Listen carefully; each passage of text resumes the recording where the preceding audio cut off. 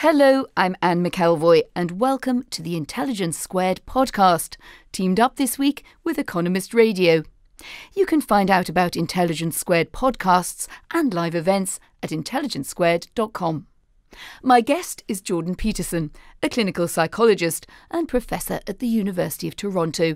He's just written 12 Rules for Life, an antidote to chaos.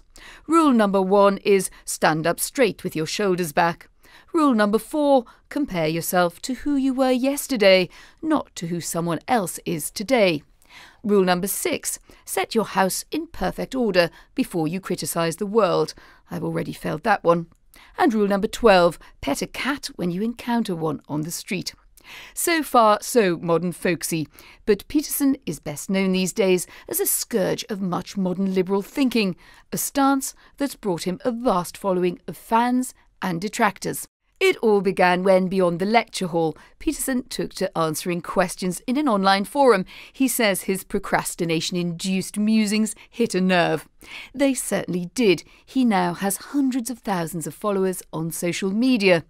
His YouTube channel has over 1 million subscribers, with videos such as Identity Politics and the Marxist Lie of White Privilege, and the psychological significance of the biblical stories. He wants to bring order to a world of chaos. Jordan Peterson, welcome. Thanks very much for the invitation. Why do you think that your book, 12 Rules for Life, on the bestseller lists already, and the online videos with it, have struck such a chord? What's the zeitgeist? Because I'm firmly on the side of my viewers and readers, and I'm doing everything I can to help them understand how to live responsible and meaningful lives, and that there's a conjunction between those two issues of responsibility and meaning that hasn't been addressed properly in our culture for a long time. And when you say your viewers and readers, are you thinking here of a specific group of people? Are these targeted on a particular group? No, I wouldn't say so.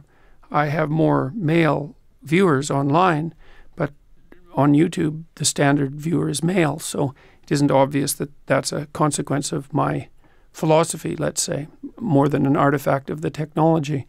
I think that male activity is viewed with far more skepticism than is warranted at the moment, and that's certainly a problem, and that's part of the viewpoint that assumes that what our culture is best construed as oppressive patriarchy of some sort, and that any activity within that is to be regarded as a manifestation of that proclivity towards tyranny, which is an absolutely appalling viewpoint in my estimation, and I make that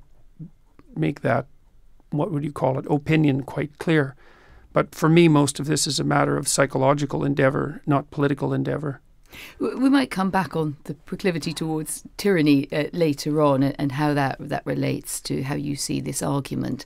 But just on your interest in young men, particularly in the young male in Western societies, you often talk beyond that, but mainly I think that's your focus. Would it be fair to say that your focus is on how men feel in societies and where you feel they're under attack? I don't think that is my focus.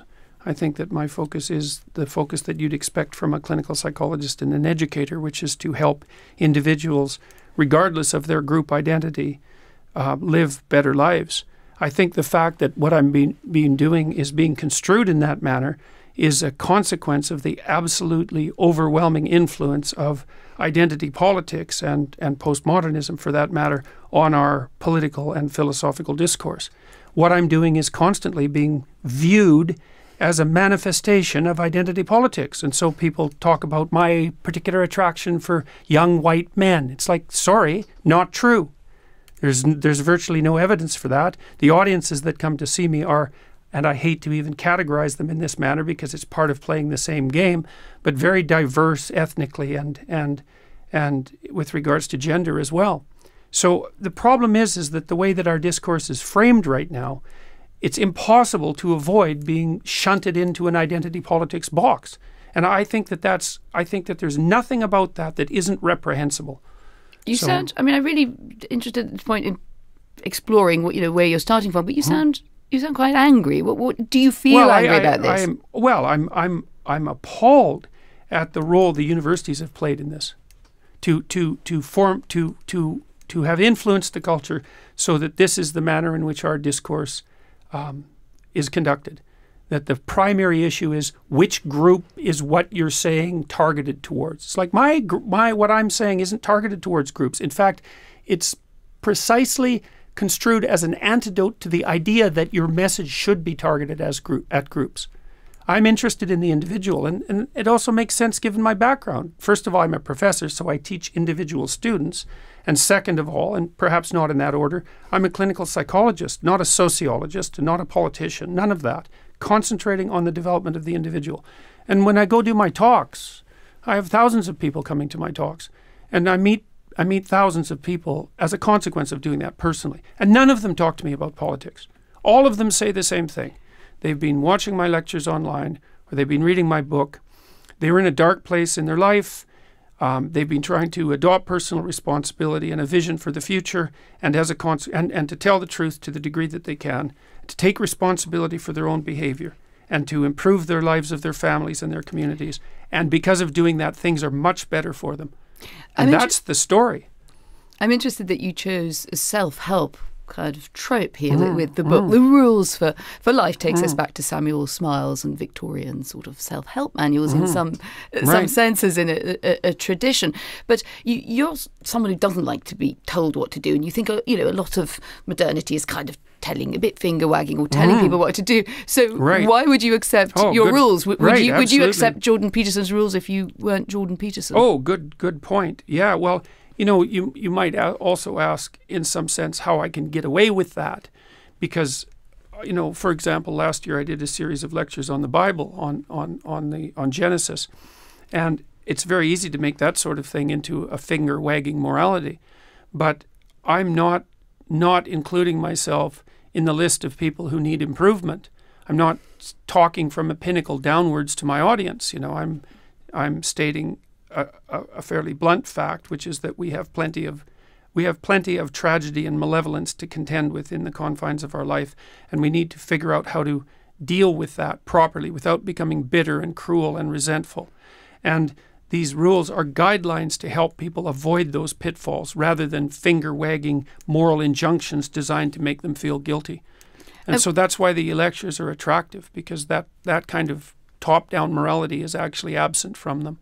I mean, one view of this large popularity that you're enjoying at the moment, the moment, if you like, the Jordan Peterson moment, is that you've captured a kind of space between what many people think and what they're being told to think. Does that ring a bell with you? And do you think that's a fair description? Is that something you're kind of aiming to do? Well, I think that people have a sense that the manner in which our public discourse is being conducted has tremendous danger. And the danger is essentially the elevation of the collective over the individual, and that poses a danger both on the left and on the right.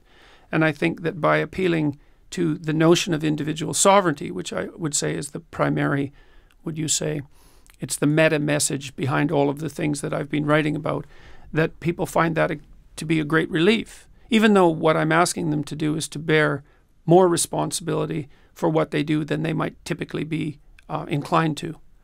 And so, but look, I'm facing some of the issues that people confront in their lives very squarely. I believe the fundamental religious truth of the idea that life is suffering. It's suffering because we're mortal and fragile, and because we're also subject to malevolence at our own hands and at the hands of others. It's a constant existential problem. And that can make you bitter and can make you hopeless and nihilistic and depressed and anxious and likely to abuse substances of various sorts as a medication or an escape. It can augur you in a very large number of ways. And I'm suggesting to people that there is a way out of that. And the way out is to confront that forthrightly and to adopt responsibility in your own life and to try to make the world a better place, and that it's necessary to do that. And that if you don't do that, that things go badly. And it's a relief to people to hear that, because they know it. They already know it. So get a grip on yourself. Well, it's more find something in your life that's so worthwhile doing that the fact that you're going to suffer is justifiable. But if that something of value were, for instance, for someone to decide that they are a radical feminist or a radical trans campaigner, that would be something of great value in their lives. But these are not positions that I think you think have been it's hugely helpful. It's generally not of great value in their life, because what they're doing is abdicating their personal responsibility to live by their own truth, let's say, to adherence to an ideology. And I'm not a fan of ideologies. I think they're unbelievably dangerous. And I don't really care whether they're on the left or the right. So to be a feminist or a trans activist or to adopt that group-fostered view of the world, I think is generally a mistake. And I don't think it does people any good. Not usually. And it also allows them to adopt, and this is something else that's gone very wrong with our political discourse, is that it allows people to adopt an unearned sense of moral superiority and also of omniscient knowledge, because an ideology offers you that. And there's just nothing in that's helpful. So what it you just have fragments people. But then what you have isn't an ideology, or no, it's not an ideology. And isn't a strong collection of ideas in a sense always an ideology? No, it's not. It's not. And it's a mistake to think that way, because all that means is that the way that you construe the world is a battleground between different ideologies. And if an ideology is only that which serves a power elite, let's say, which is part of the postmodern neo-Marxist construal, then all it ever is a battle of opinions. And there's nothing underneath that. And it's all power.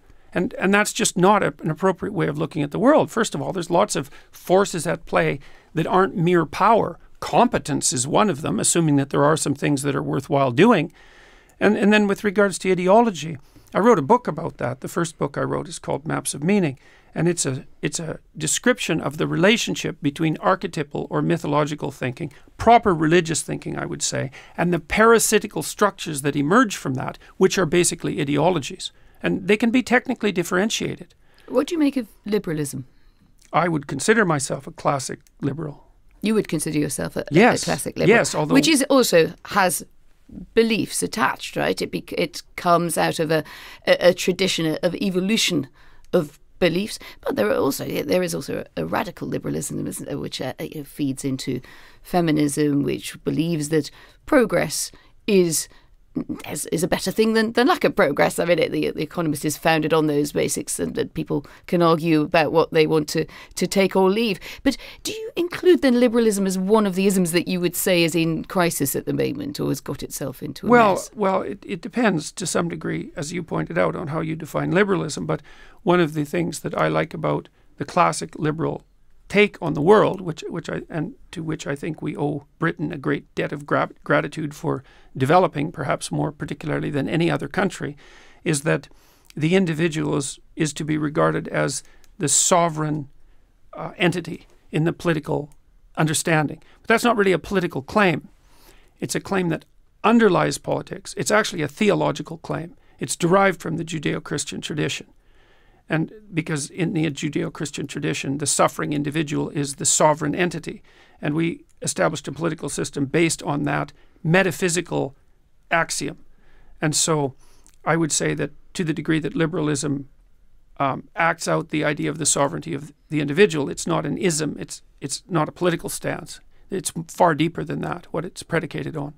And the idea of the sovereignty of the individual is an idea that emerged with great difficulty over tens of thousands of years, or longer than that. It has an immense developmental history that radically predates, let's say, the Enlightenment or any articulated political beliefs. It's a far deeper notion than anything that can be encapsulated politically. But if we look at some of the great classic liberals of the 19th century, and we look back to Mill, for example, you have individual liberty very strongly in there from Locke onwards, a sort of the sense of sovereignty, and no one from the monarch down has the right to unfair sovereignty over another man or woman. But you also have a strongly kind of progressive sense that develops as liberalism develops and takes you towards women's franchise, towards, actually in Mill's case, a fairly out there feminism. If J.S. Mill was sitting here instead of me, would you be seeing eye to eye on whether that was a good idea?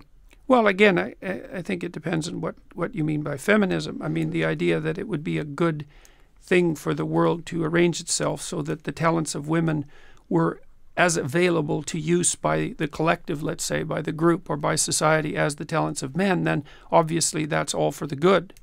I don't have any problem with that whatsoever, because talent's in short supply, and it's a foolish society that wastes it no matter where it manifests itself. Racial divisions or ethnic divisions or any of that, equality of opportunity. I can't see how you can be a sensible person and not do you possess... think women, do women have opportunity? Sorry, do women have equality of opportunity then broadly across Western societies? Compared to what? Compared to not having equality of opportunity. Well, compared to 100 years ago, yes. Compared to 50 years ago, yes. Compared to most places in the world throughout history, yes. Compared to a hypothetical ideal, no. But I'm very, very leery. Would that hypothetical ideal be a good ideal or a bad ideal? Well, it depends on how you define equality. If you define it as equality of outcome, then it's a catastrophic ideal. See, this is something too. One of the things I've been struggling with recently is the idea of boundaries, let's say.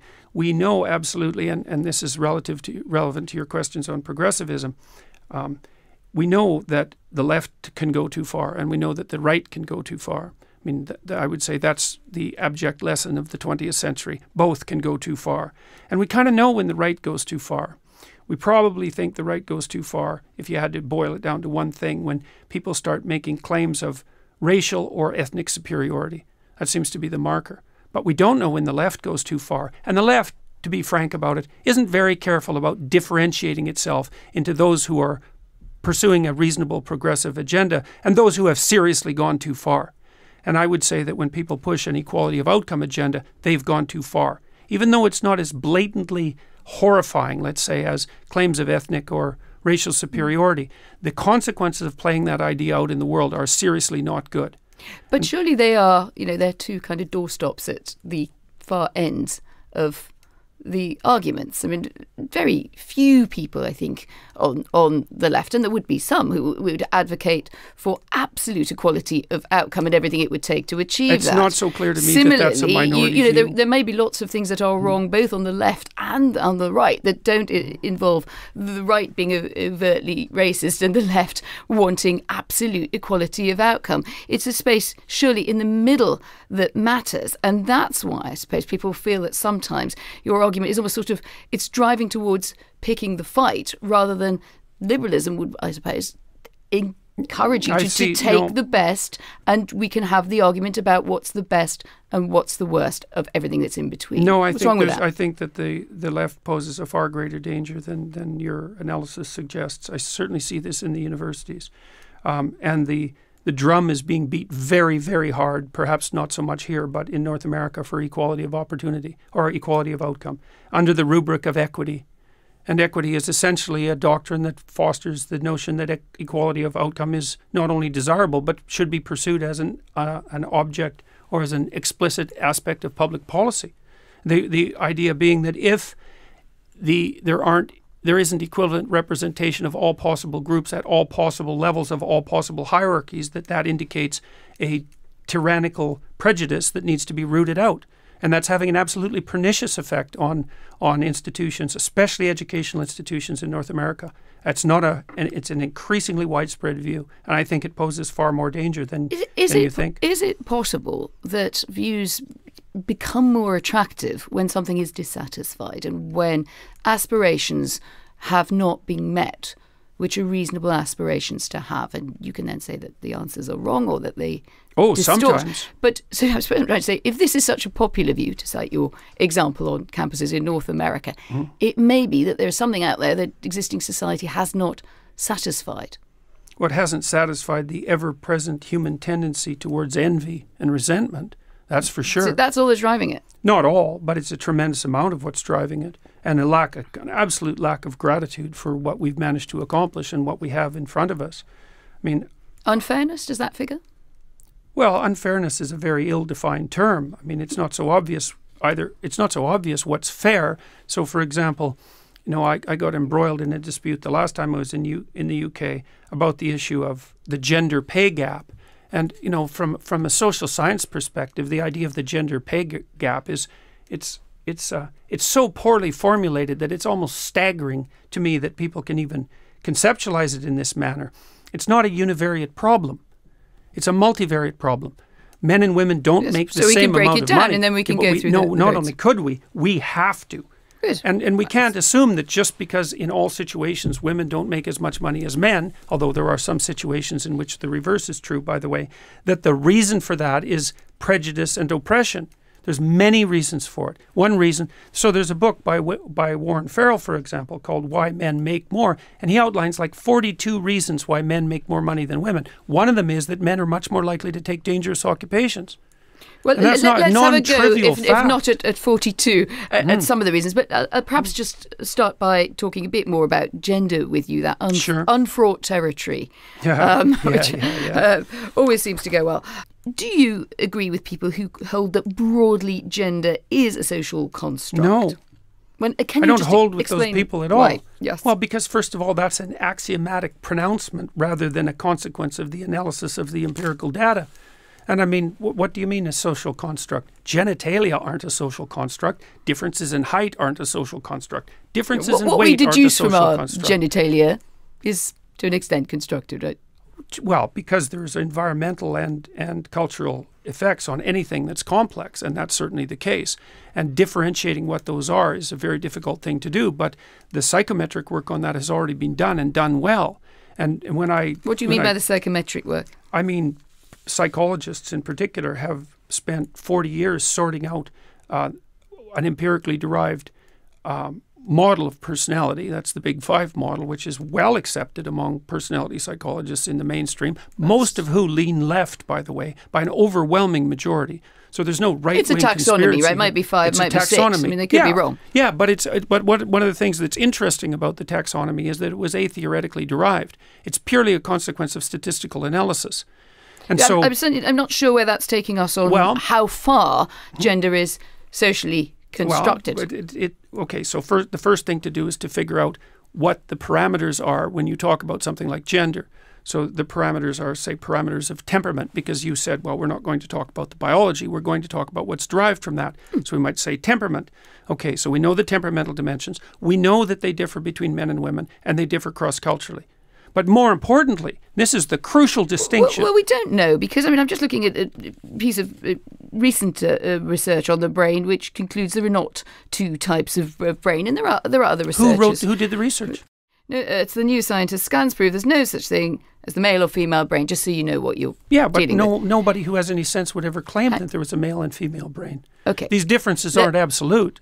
But do you want to, so shall we just take that as a question? Do you want to engage that question on two types of brain, and then we can be a bit clearer on the question? Well, there aren't two types of brain, and men and women are more the same by personality than they are different by a substantial margin.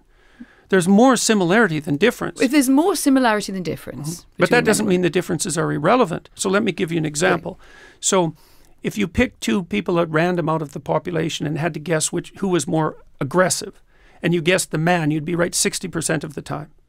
That's about the magnitude of the difference between men and women. Well, that's 60-40. It's not that much of a margin, right. is it? That's exactly right. But, and this is where things get more sophisticated. All right, so then imagine that you had to pick the 1 in 100 most aggressive person and put them in jail, which is what we do. They're all men.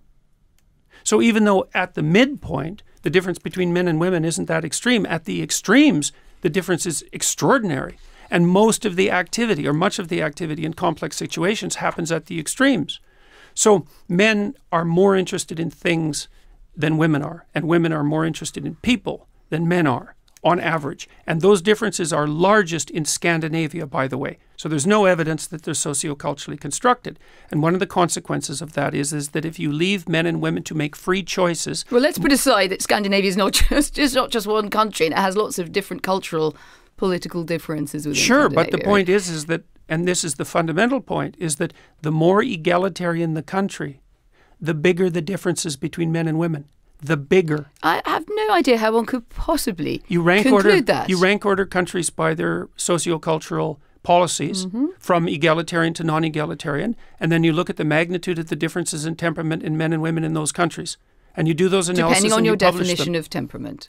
Yeah, but there isn't a definition of temperament that exists that's valid outside of the psychometric community. Well, and so this is in well that case, established we're science. locked into a particular definition within what you call the psychometric community. And other people may simply say, look, I experience the world very differently, and I have evidence from my dealings, whether I'm a man, whether I'm a woman, whether I'm looking at how we get along together and what we do to improve matters, that doesn't conform to that. I mean, the question is then, what is the evidence? The fact that someone has an opinion about it isn't relevant. The relevant issue is what the evidence suggests, unless you're willing to throw out the scientific enterprise, which I wouldn't recommend. No, I'm not. I'm certainly not doing that. But I do think that to pin it to a narrow definition of psychometric testing it's not narrow. It's five-dimensional. It's five-dimensional. It's not narrow. The whole world only has 4 dimensions. 5-dimensional model is actually extraordinarily sophisticated. If it's got 4 dimensions and then we're into 5, that's magic. Well, you have 5 dimensions. There's many multi-dimensional spaces, but reality itself has 4 dimensions, and there's plenty of complexity. Let's come back to your evidence. Absolutely come back to evidence, but also to what you make of the evidence, because trading. All I make of the evidence is that there's multiple reasons for gender differences. So what do we then do with this? Let's say that we decide that there are differences, and we can argue whether it's about the average. I mean, who is the average woman? Am I the average woman? Are you the average in some ways, probably. In other ways, not. Right. Okay. Good to know. So what do we do with this? So it takes us into this argument about what progress should look like. And the gender pay gap was a good example of that. As you say, lots of different ways of describing it, lots of different approaches to dealing with it. The challenge to you would still be, I think, do you think that the situation that we have is broadly fair in workplaces and that women are self-selecting out of progress up the pay chain rather than being, to an extent, under either pressure of child rearing that is not probably accounted for, or that they're not properly helped with? Is it really all about their decision, or might structures not play a role here? One doesn't have to be completely mad to think this, right? No. What you have to be completely mad is to reduce the whole thing to gender and to assume that it's a consequence of oppression. There's multiple factors at play, and prejudice is one of them. The question is to what degree prejudice, or arbitrary categorization, let's say, and the lack of provision of opportunities for women is contributing to the pay gap, and to what degree other factors are contributing. So there's other factors. Like I said already, men are much more likely to do dangerous jobs. They're also more likely to do jobs that scale. So, for example, because women are more interested in people on average than men are, they tend to work in people-oriented enterprises, and those are hard to scale. And because you can't scale them, it's harder to multiply the income. Men are more likely to move than women are. Men are more likely to take on trade positions. They're more likely to work with heavy machinery. They're more likely to work outside.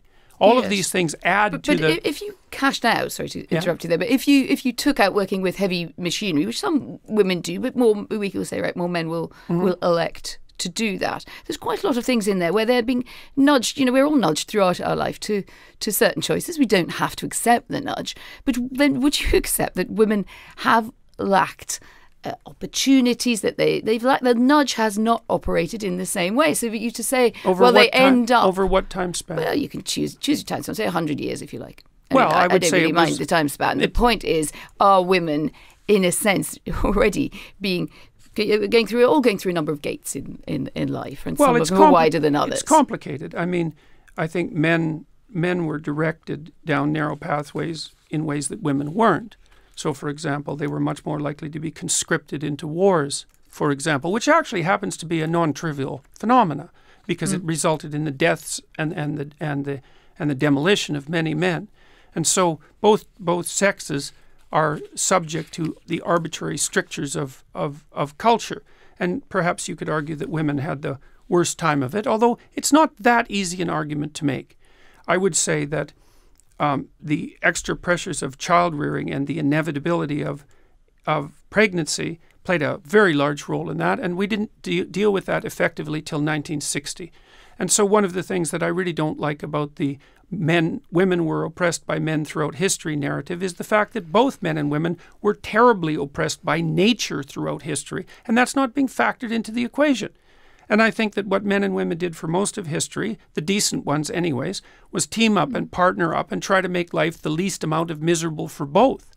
And yet we read this narrative backwards and we say, well, the reason that men and women weren't operating equally in the sociocultural landscape was because men were oppressing them. It's like, sorry, no.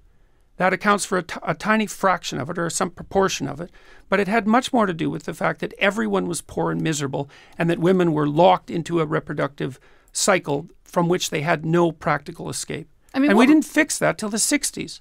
What might irritate some working women, indeed some women, whether they work or not, is you can either sort of look at something like the gender pay gap and sort of pick apart how difficult it is, or you could say, well, let's try to fix this, and let's have an intelligent argument about how we best fix this thing. And the argument that women are self-selecting out of the workplace becomes a bit of a roadblock. Yeah, but women do self-select out of the workplace all the time.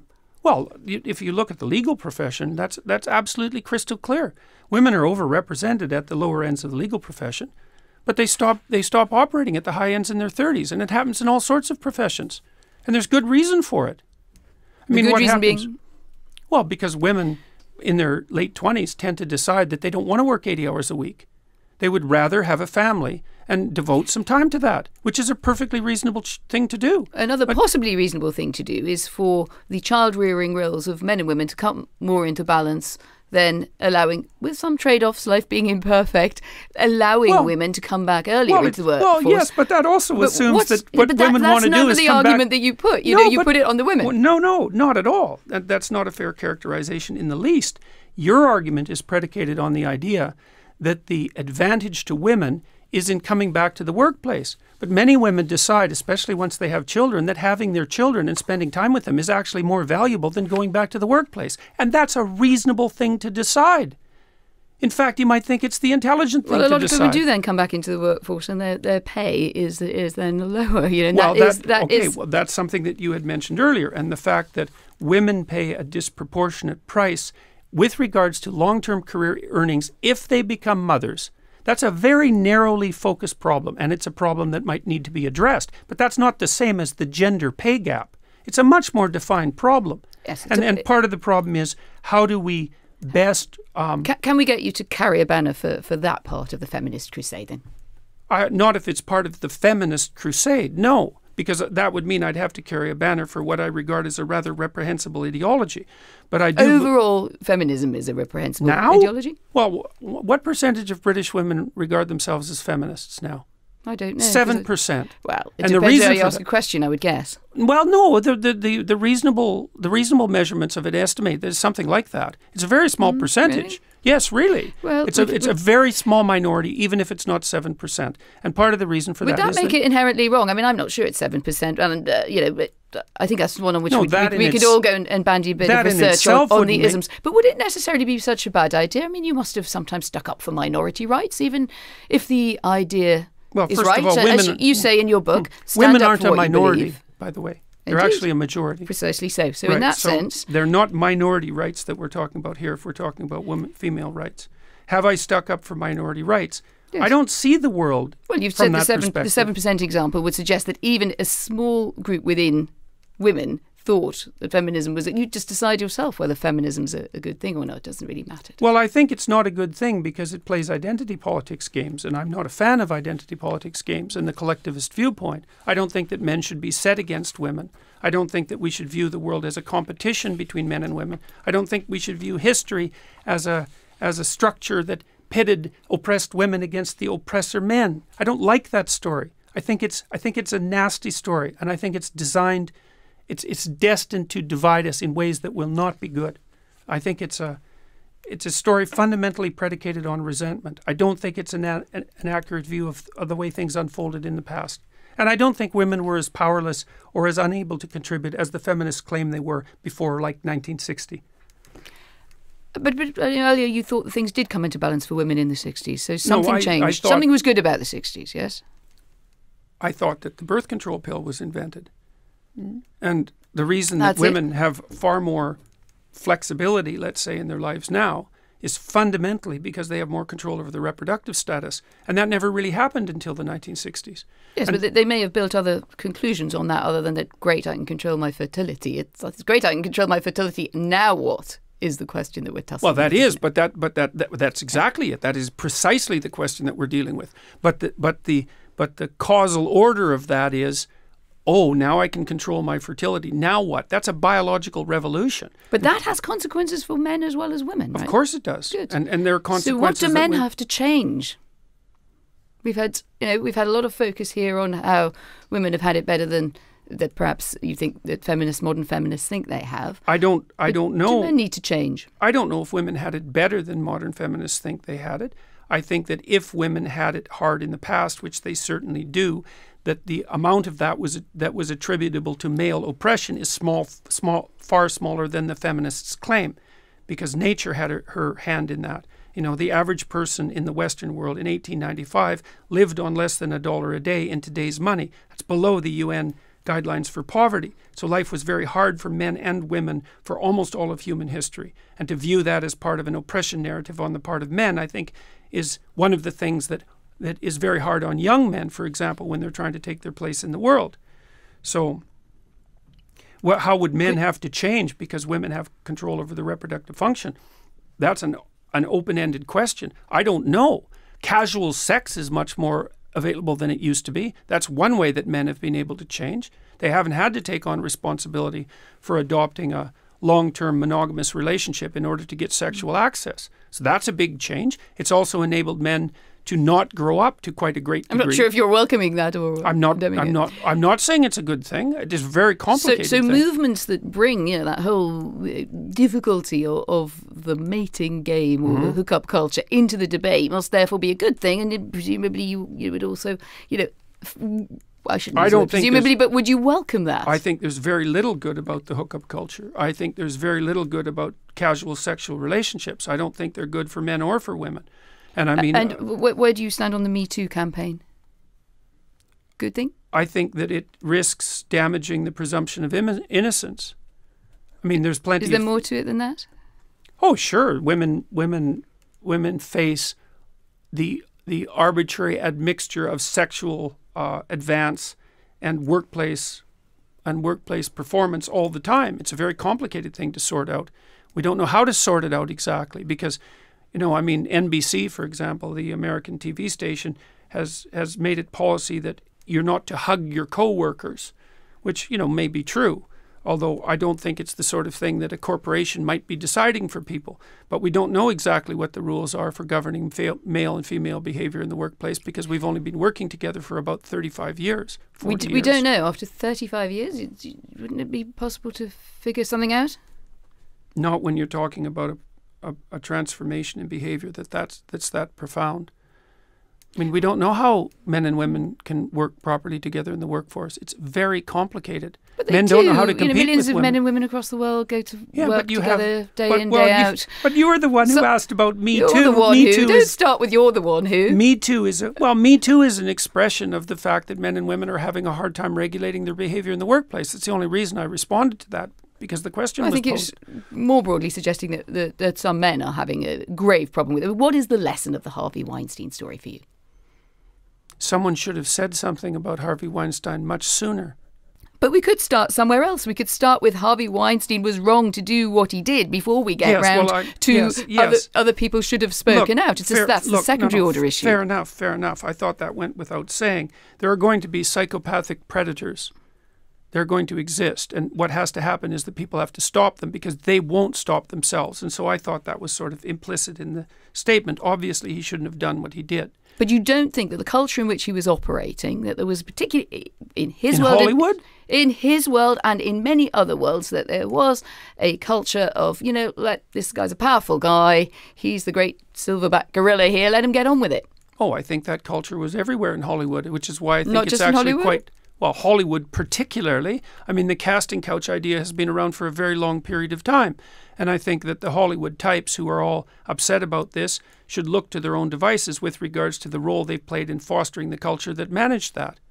So it sounds like the Hollywood itself, or the women, or who? No, the entire culture. We were talking about culture. Yes.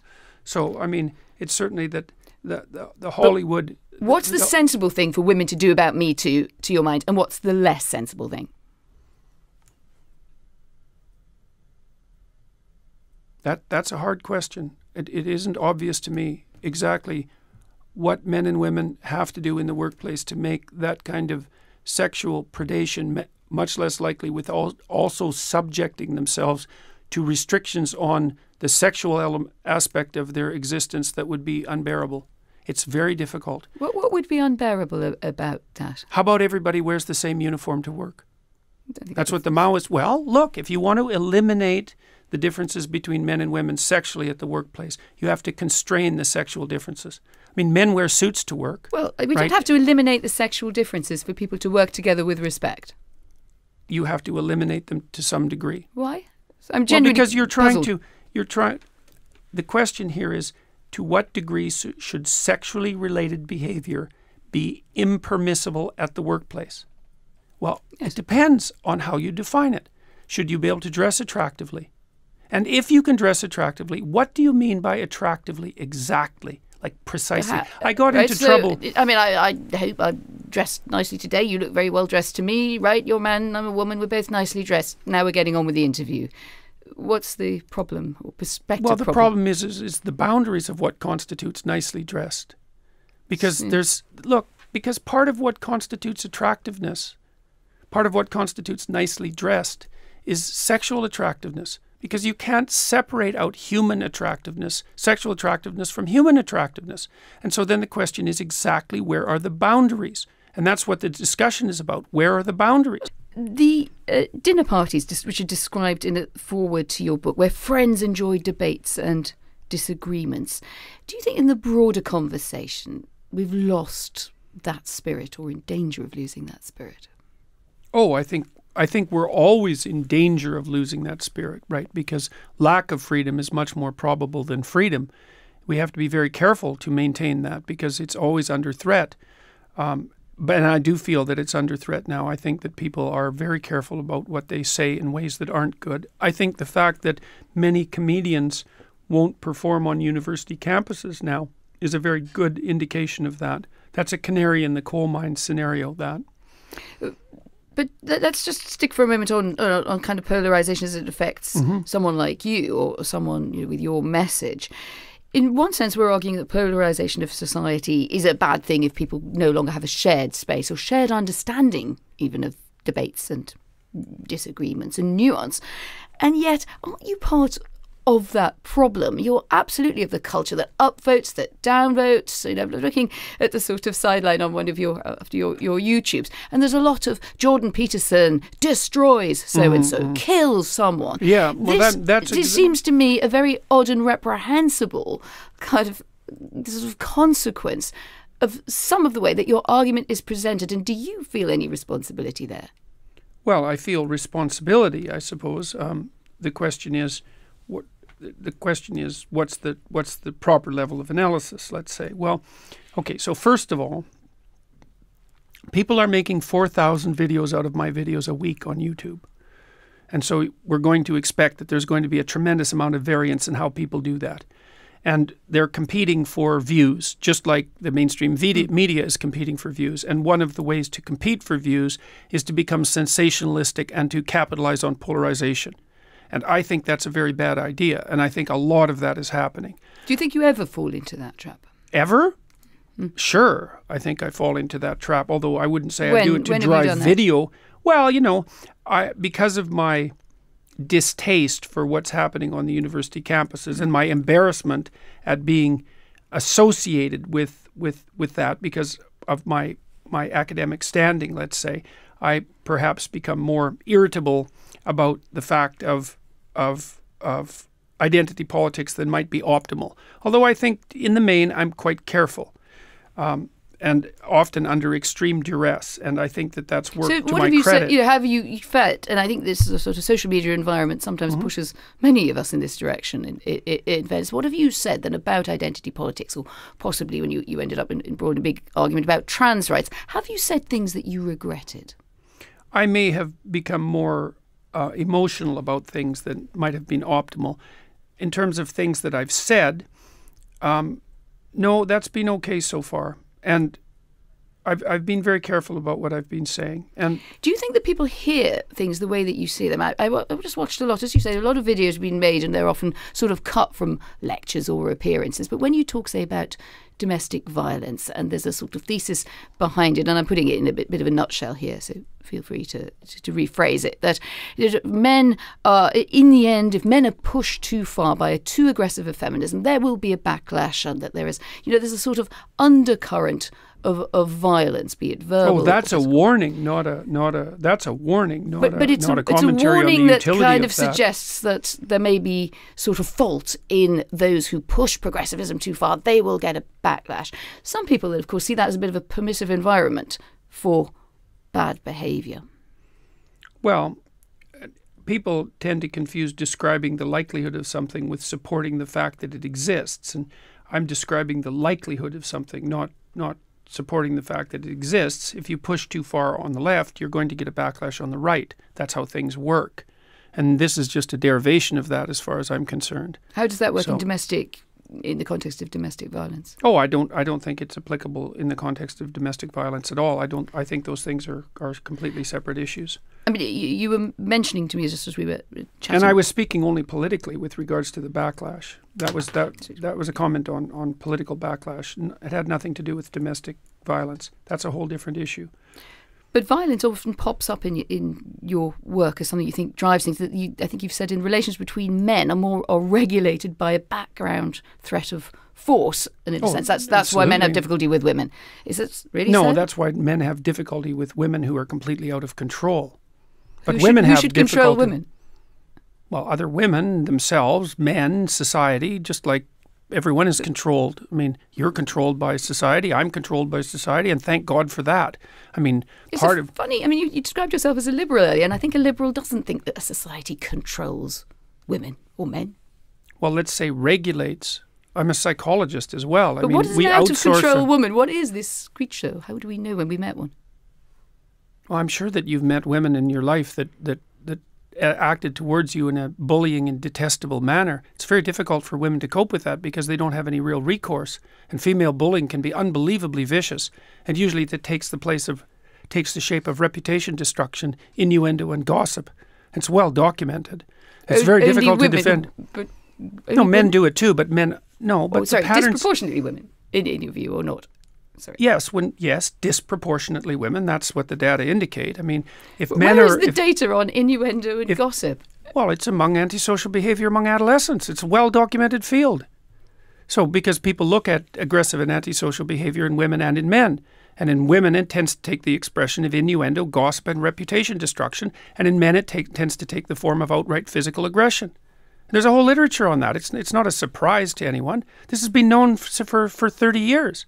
I mean, the rates of antisocial... I think the idea of the female gossip probably predates 30 years. Well, it does. By a long time, but that doesn't make it gospel, but really, people does it? No, it doesn't. But people have looked at how women express... Look, women have to express aggression somehow unless you're willing to say that they're not aggressive. They tend not to do it physically, not to the degree men do, so they use other channels. And what other channels are there other than physical aggression if you're going to be aggressive? Well, you go after people verbally. You go after them with innuendo and gossip and reputation destruction. And that's how it works. And just to be clear, that you think that's predominantly a female modus operandi? It isn't that I think that. Well, it's that the clinical literature indicates that. It isn't that I think it. Well, I'm not interviewing the clinical literature. I'm interviewing you. What do you think? Well, I'm a psychologist and a scientist, and I tend to base my opinions on what I've read in the broad, relevant clinical literature. I'm not making this stuff up. I studied antisocial behavior for like 15 years. I'm actually quite an expert on it. And so we know that men are more likely to... Look at it this way. All right. Women are much more likely to try to commit suicide. And men are much more likely to kill themselves. And the reason for that is that men use lethal force and women don't. Now that's a big difference. Okay, so then you say, well, women manifest aggression towards themselves and to others, but they don't use lethal force. They don't use physical force the same way men do. So they have to do it some other way. Why do they have to do something some other way? Because you can people take your are Hobbesian aggressive. war against... so you're basically a Hobbesian. Life is No, war I'm of half all and against half, all. half and half. Half Hobbes, half Rousseau. That's why I'm not an ideologue. Because I don't think that people are good or evil. I think they're both. I don't think that culture is security or tyranny. I think it's both. And I don't think that nature is benevolence or catastrophe. I think it's both. And that's why I'm not an ideologue. I need you to cite Rule 9 because I've got 28 bits of paper here, but I'm just going to carry on in the meantime because we're getting towards the end and nicely warmed up. You rightly picked up on the disruptive effect of social media, but also the technological shifts in media and mass media consumption. My argument was that this might be, leading to a polarisation. The people like you who are immensely successful within this milieu, also driving your book sales. You just as I'm talking to you, hit the top of the Amazon list here in the UK. But there is that, that point that you become part of the problem that you've put your finger on yourself. You want people to get along together. You want men and women to sort of trade off. We don't agree entirely where these trade-offs are, but, we're here and arguing about it. And yet at the same time, you succeed most when you say something very provocative that goes viral. You think you're sort of trapped in a paradox. I don't think that's when I succeed most. So, for example, one of the incidents that propelled me to success, let's say, in terms of public recognition in the UK was my interview with Cathy Newman. And the reason that propelled me to success wasn't because I said something provocative, but because I refused under substantial duress to say anything provocative. And so part of the reason that I've become popular to the degree that I have been is that I'm actually very good at keeping my temper under situations that would not... under situations where there's substantial reason not to, let's say.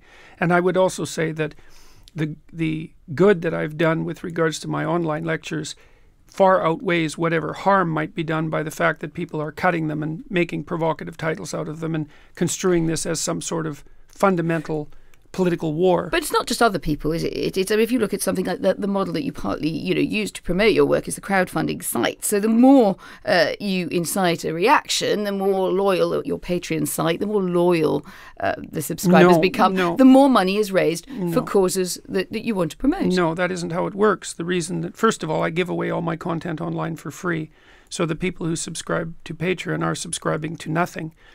They're supporting me, and they're not supporting me because of my political stance primarily. They're supporting me because they've watched my videos and they've been helped by them as individuals, and they're hoping that can happen to a lot of other people. But if you want to give, excuse me. Yeah. If you see it as self-help and you want to give it away for nothing, then why bring money into the equation at all? And why have this sort of high-octane sort of crowdsourcing?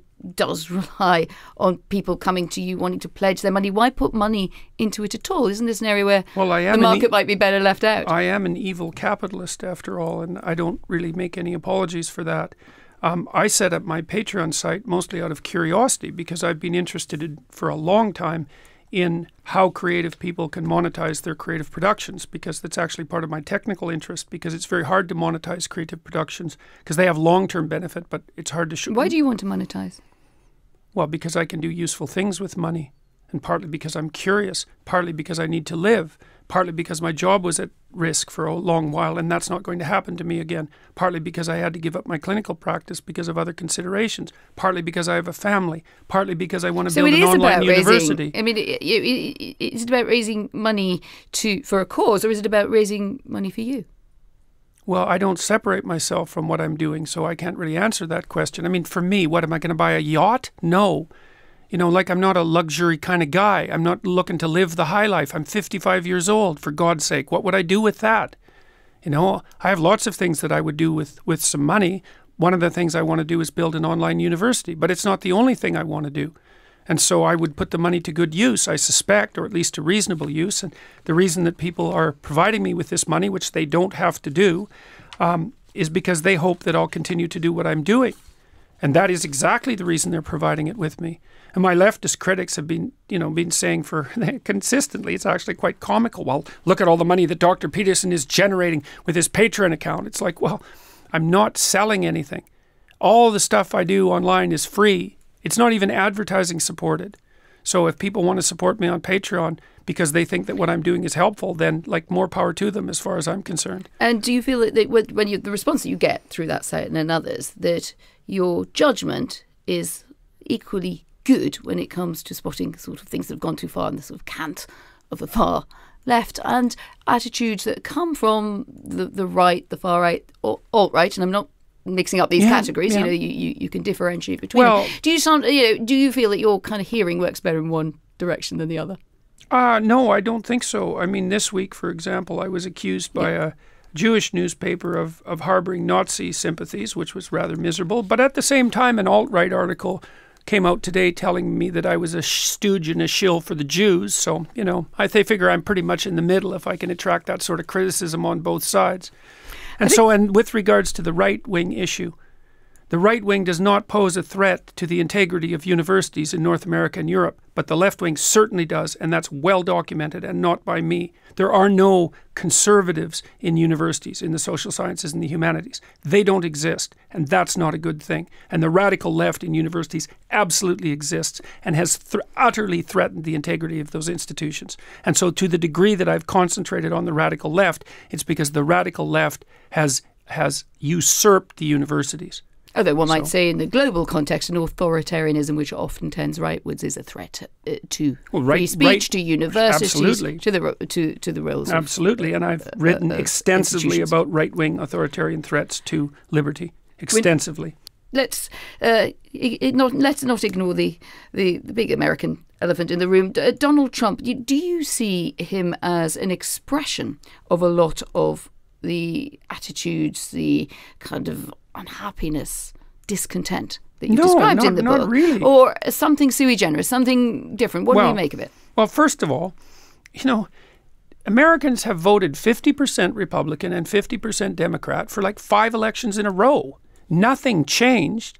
The Republicans had Trump as a candidate and the Democrats had Hillary, and that's the way it turned out. And I mean, it was a 50-50 split. So I don't see that there's been a massive shift in the American political landscape. Sort of different character well, and that's different for sure. type of politician. Well, yes, definitely. So.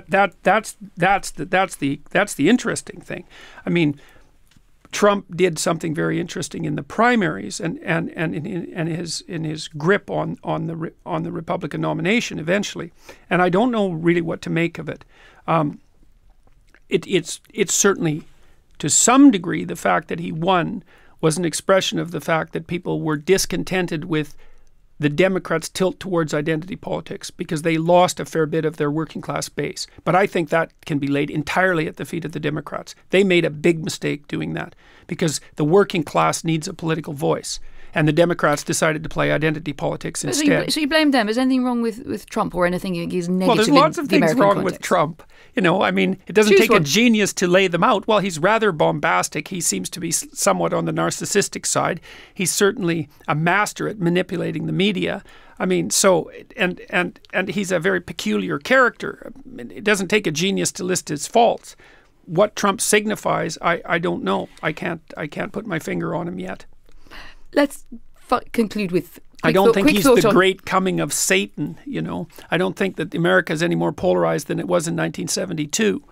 And the economy in the U.S. is booming at the moment. And he hasn't got us into any particularly idiotic wars yet. So I'm pretty happy about that.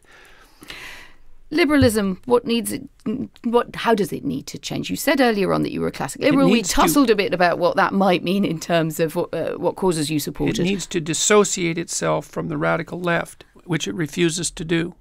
It won't undertake the conceptual difficulty of deciding when the left has gone too far. And I've got to ask you, have you got a favourite feminist? Do I have a favourite feminist? I don't think of things that way. I'm not a favourite of ideologues. Do I have a favourite admirable woman? Who would be my favourite admirable woman?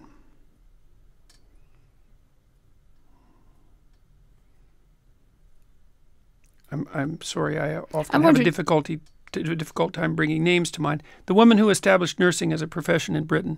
Florence Nightingale. Yes.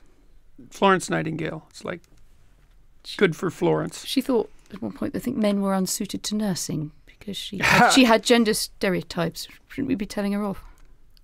Well, some men are unsuited to nursing and some aren't.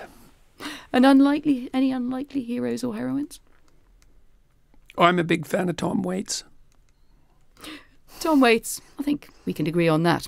Jordan Peterson, thank you very much. Thanks a lot for the invitation.